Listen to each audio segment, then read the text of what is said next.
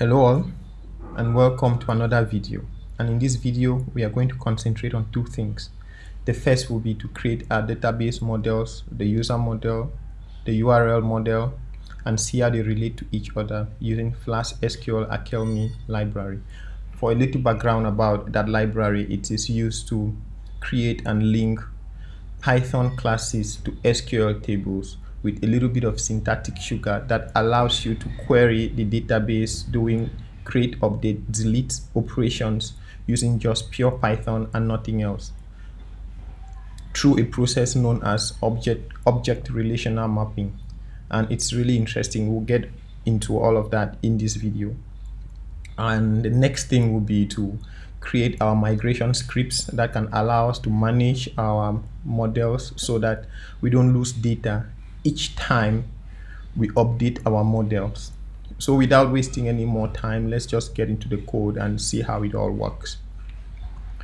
So I'm going to navigate to my code here, that's on the desktop.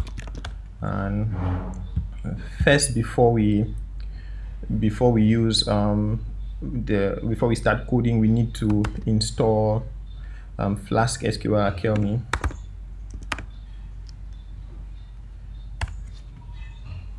I already had it installed, and so I think we should just get right into it.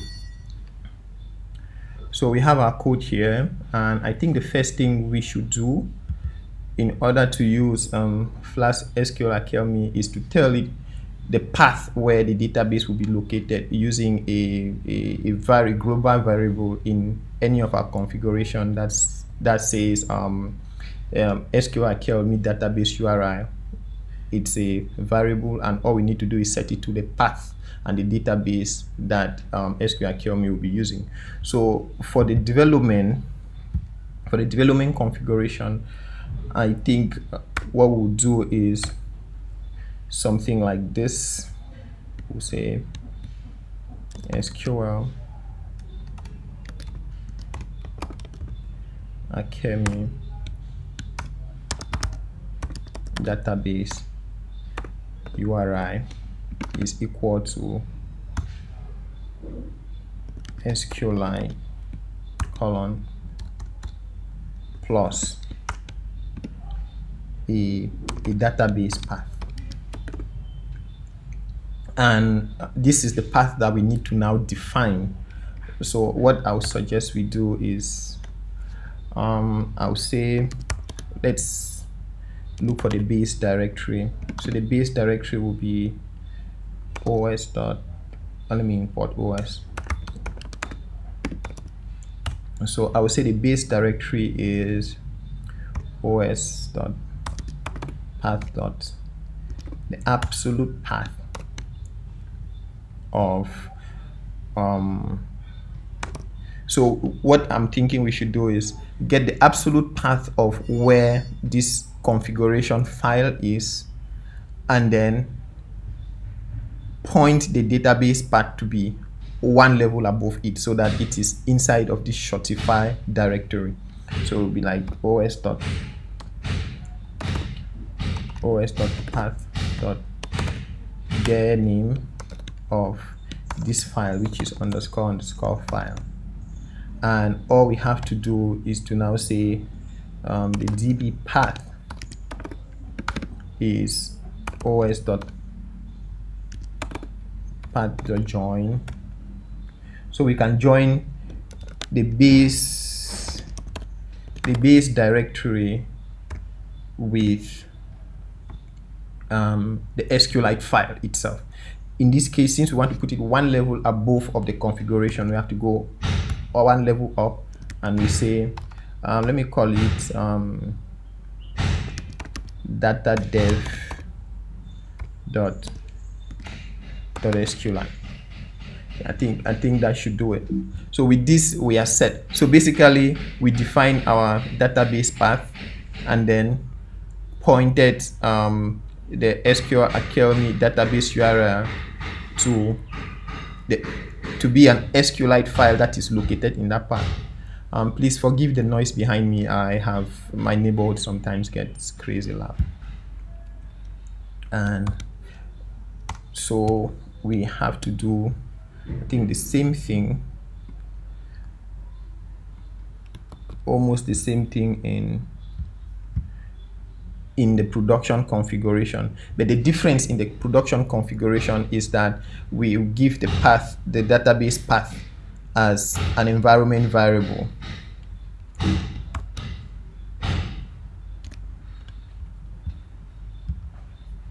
So here we have to say import OS and come right down. Oops, okay, I'll just type in. I tried to copy it, but it didn't copy. So I will just say SQL Alchemy database URI is equal to os.environ.get. So we'll get it from the environment, and we'll just call it we'll call it database URI.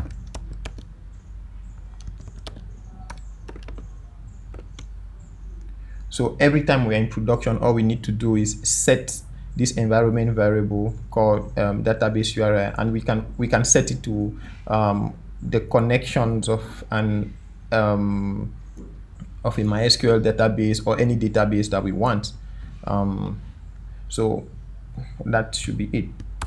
Now that we have this configuration, the next thing we should do is we should go into the app itself and then define a global instance of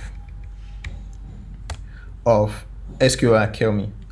And that global instance is what we'll pass around in other files to create our models. So to do that, what I think is we should say from Flask SQL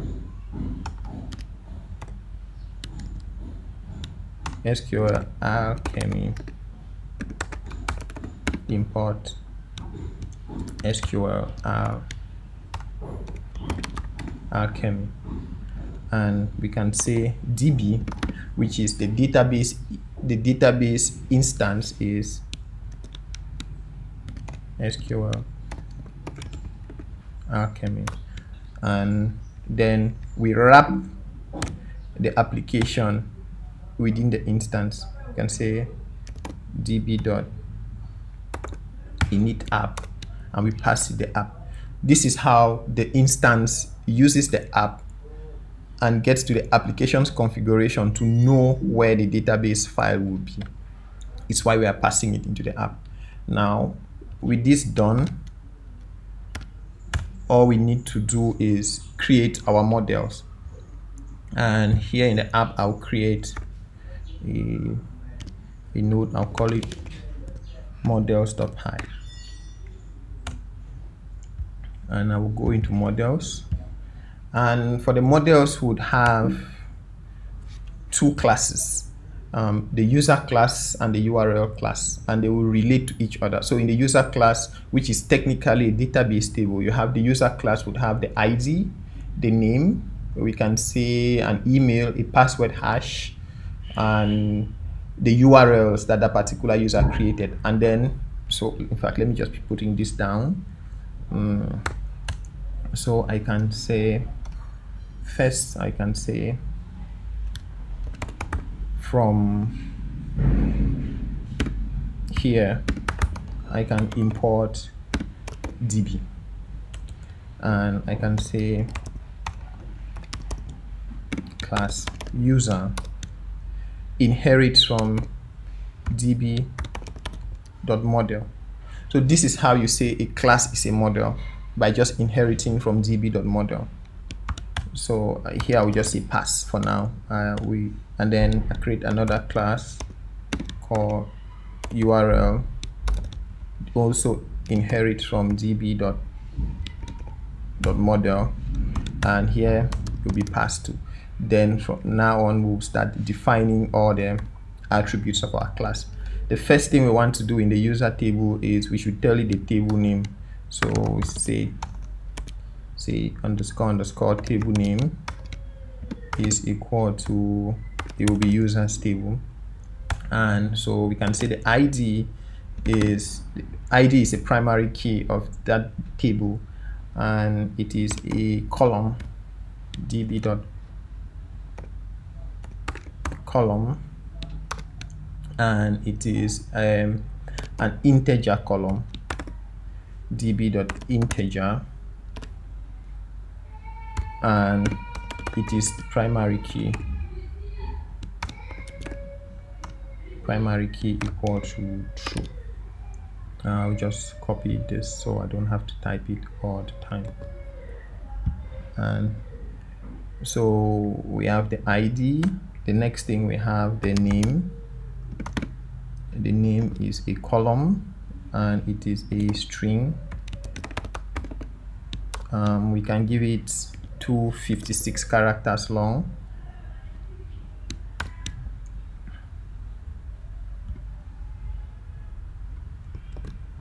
The next thing will be email. It's also a string. Emails aren't always that long. Let's just give it 64 characters long. And since we want emails to be unique, we can say unique is true. The next field will be name, email. The next field will be password hash, because we are not supposed to store the user's password in plain text. We have to hash it for security purposes. So the password hash is also a string. Yeah, we can leave it at 256. That should be fine. Another thing would be, let's just add another field that we would use to sort the users table. I'll call it created on, which is technically a field that marks when a user is created. It's not a string, it's a datetime field.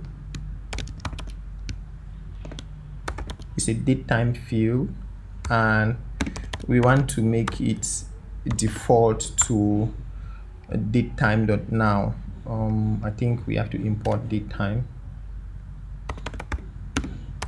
from datetime, import datetime, and it should default to, so the created on should default to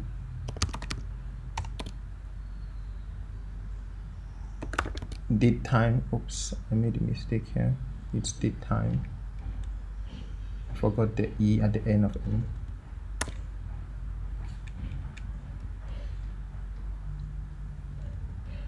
It's datetime.utc now. And I think for now this should be it. We'll come and create extra helper methods within the class. Let's just finish with the URL class. So the URL class has an ID too. It has an ID. It has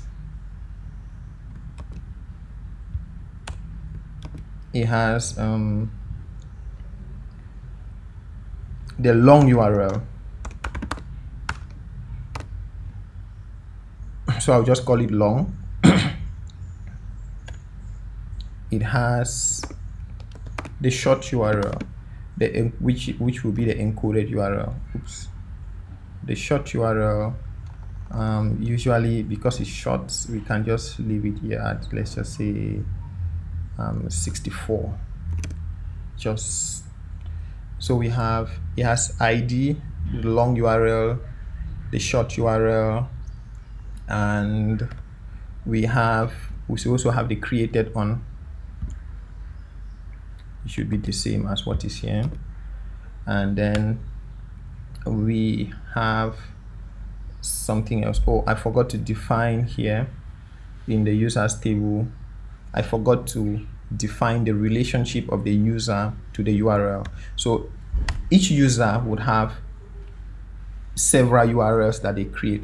So what I would say is, we can say URLs is db. Is a relationship table.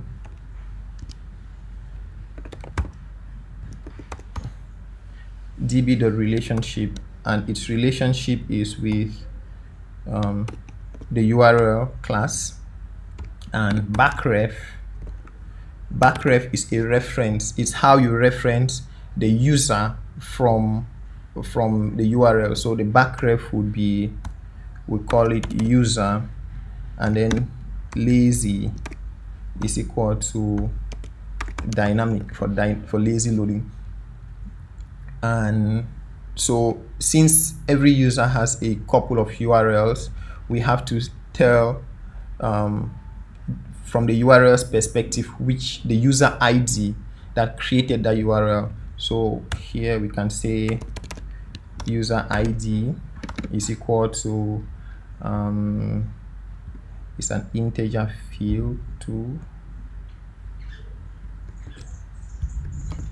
So it's an integer field, and it's db dot, it's a foreign key,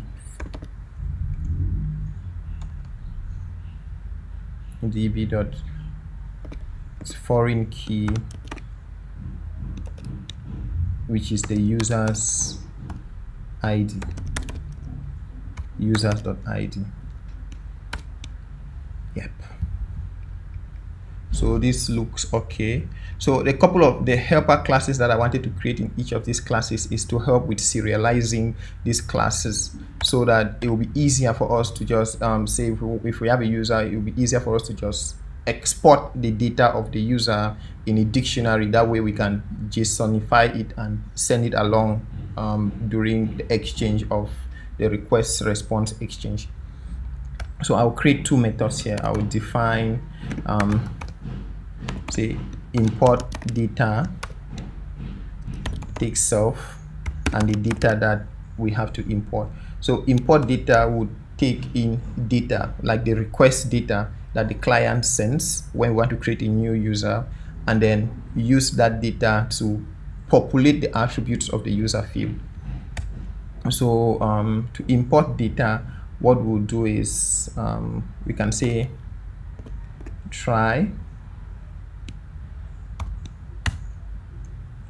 to say self dot name is equal to data name.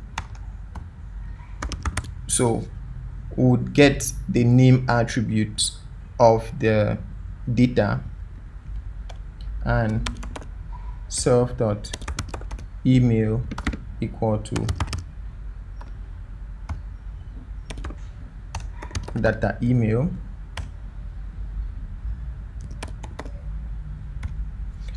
and we can't just set the password hash with the user's password with the password that the user will send. So we have to look for a way to generate the password and set it, but it would means we have to create methods for those. But let's just continue with what we have to do here. So I can say if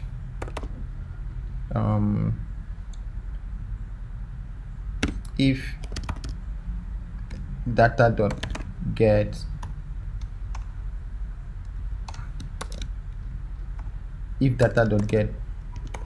password is not none, we can say self dot set password to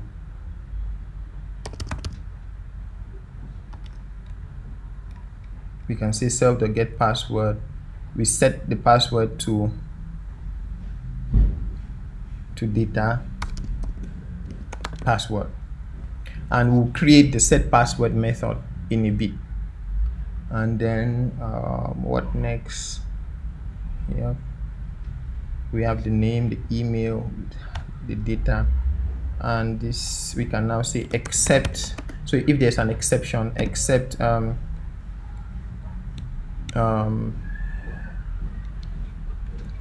except we have a key error as E, we can raise an exception here. We can raise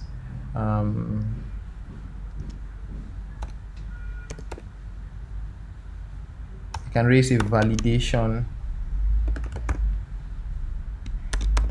error. So we haven't created this exception yet, and in the message the message that will send in the validation error can just be something like, you can say invalid arguments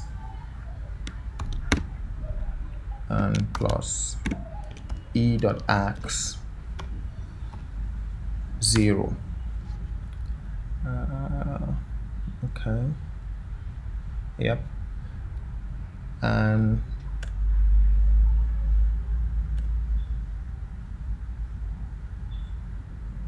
okay, then the next thing will be, we define export data.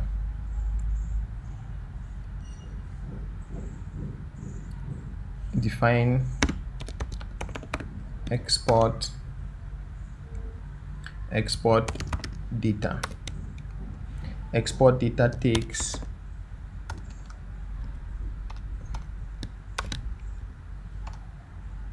in self and nothing else. Oh, also we forgot to return self. So after we have done all this, all we need to do is to return the model itself. So we can return self. Yes. And export data, we just export this attribute as a dictionary. So we can just say return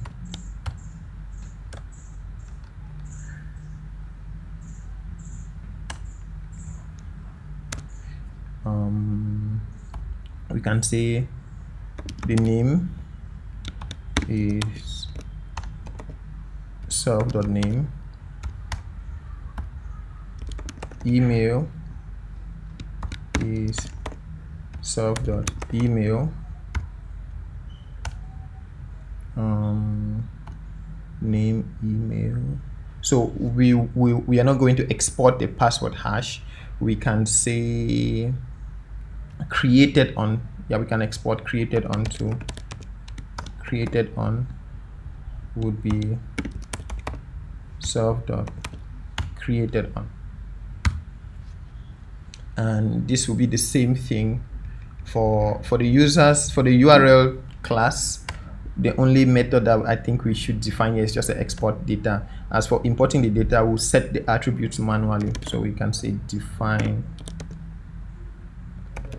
export data takes in self and nothing, and all we need to do is return a dictionary of, the first one will be, yeah, I forgot ID in the first case. Let me just add it here now that I remember. So I can say ID is self.id. Yep. And then here ID will be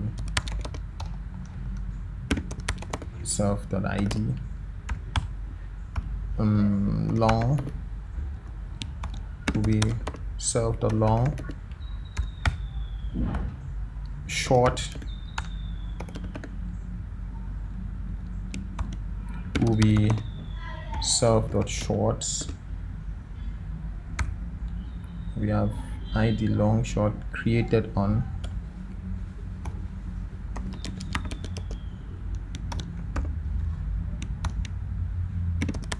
Self.created on, and then here we can just say, yeah, we can export the user ID too. The user ID, the ID of the user that created the URL will be self.user ID. So with that said, the other helper methods that we haven't created are methods to help with hashing and checking the user's password. So we can, the first one will be, so let's define set password. Set password takes in self, and the password that we want to set. For now, we'll just say pass. We'll come and implement it later. Then the next method will be to verify password. It also takes in self and the password and the user's password that we want to use to verify, and also pass. So in order to set a password, we have to be able to generate a password hash from the user's password and then set the password hash to that generated hash.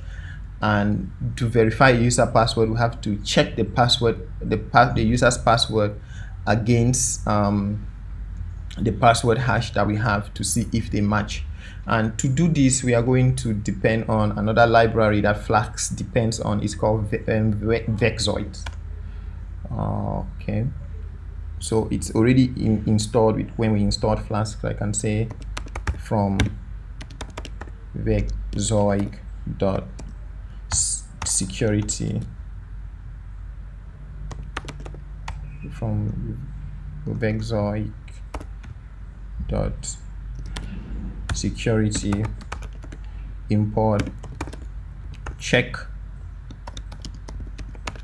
password hash and check password hash and generate password hash. So generate password hash will generate a user's password based on the password that you give it. It's a function that takes in a password and generates a password hash. Check password hash is a function that takes in a password hash and the password that you want to check it against. So all we just need to do here is in set password hash, we can just say self dot password hash is equal to generate password hash of the password. While in verify password hash, all we have to do is, since it's a boolean, if the passwords match, it will return true or false. If it match or it doesn't, so all we have to do is to return check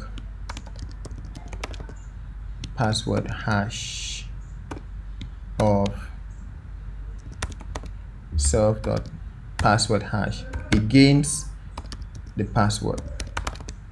So if they both match, it will return true.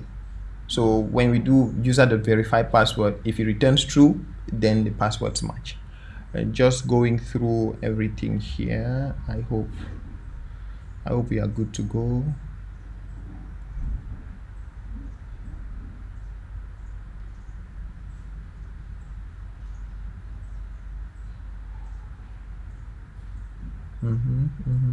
So we are going to create this validation error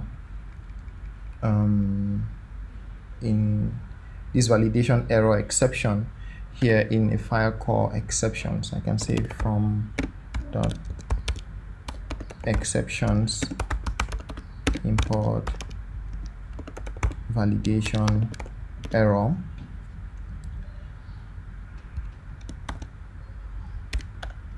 And then we create the exceptions file here.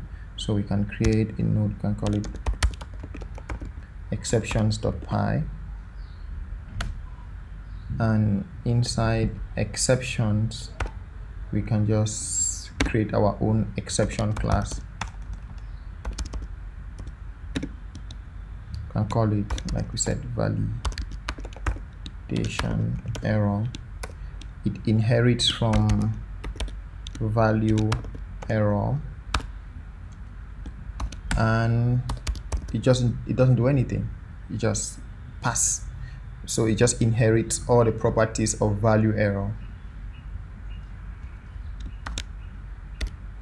And we are good to go. Maybe error unexpected indent.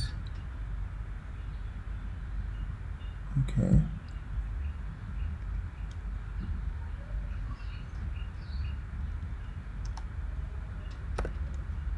Yeah, I see why.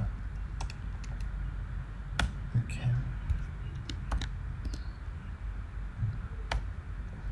And what else is there? So we need a way to manage these migrations, and we should just do that right away. So we are going to create a node called manager.py, something like what Django has. And in manage.py, the first thing that we need to do is first we need to import the DB instance. So I can say from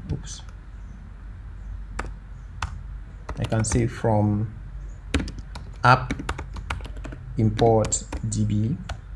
I can say, and then we need the app too at some point. Yeah, we need the app. So from run import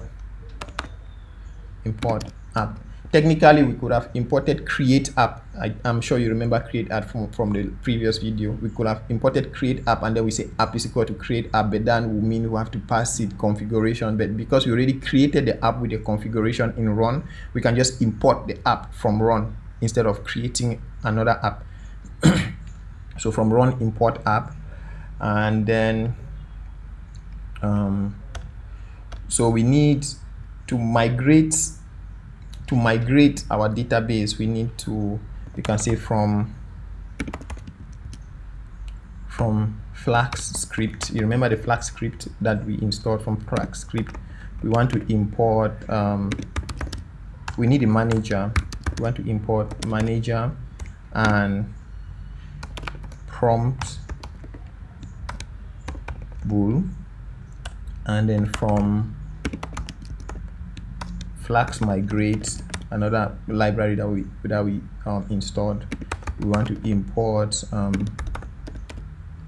migrate and migrate command.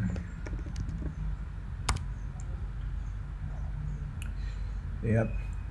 So with these imports, the first thing we need to do is we can say our manager is equal to manager of app. Then our migrate command will be migrate of app, and then db, which is the db instance that we created. So this is how Flask Migrate, with this Flask Migrate is going to know the db instance, and then use the db instance to keep migrating our data models each time there is a change. And with this, all we could have just done is to just say manager.add command. We can add a command called db and give it migrate command as the next argument. And this should technically be enough to do what we want to do, but at this point db and migrate command just gives us like 3 commands, which would be to initialize the database, to migrate the database, and to upgrade it. But we need commands to, if we want to create the database itself after initializing, we need to manually do that. But we can write these commands in this manager file, so that we just need to do python manage.py, say create db, and it will create it. And to do that, we just define functions. We can say define create db, and then we can just say print, say creating database, and all we need to do is say db dot create all. And the next command is to drop the database. If we don't want the database anymore, we can always delete it. We can say define drop db, and so we can say if prompt bool of, so prompt bool is a function that gives user the option that gives user the option to decide whether or not they want to delete your database. So it will be a message that says, are you sure you want to delete the database? And then if you say yes, from Boo we know that you have decided to delete the database. So I can say, are you sure you want to delete the database? So at this point we can just say, if are you sure you want to delete the database? So from Boo we know whether you choose yes or not. We can say print, we can just say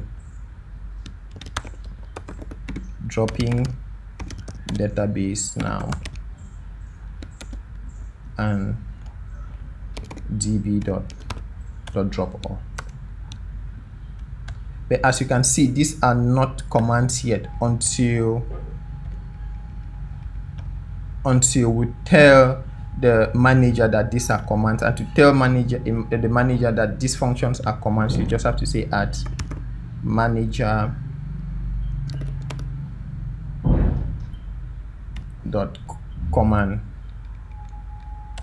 and that is it. And we do the same thing here, say add manager dot command, and that is it.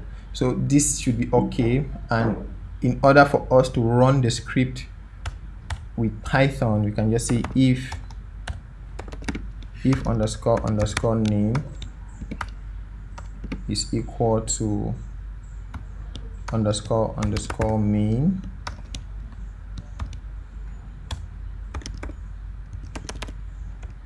manager.run. And if everything is okay, we should be able to run our migrations and see that it works. Now this is time to test. It always makes me nervous. Okay, so all I have to do is say python manage.py db init. Oh, I said manager instead of manage. Oops, that worked. It works. Python manage.py. After initialization, we need to create the DB. Python manage.py create DB. Yeah, here it goes. The message that we were creating database. So we created that Python manage.py DB, so we can migrate our database. And then Python manage.py DB upgrade. So all the commands worked, and if everything worked well, if we go into our project directory, we should be able to see the SQLite file that has been created, and that should mean we are good to go. Let me just vim here to see. And there we go, we have data.sqlite file that has been created. Everything worked really well. I'm impressed. Okay, so it's a binary file, that's why you see this gibberish. And so this is it. I'm glad we came this far, implementing the models and seeing how everything works. I am happy thus far. Hope to see you in the next video. Have a nice day. Bye.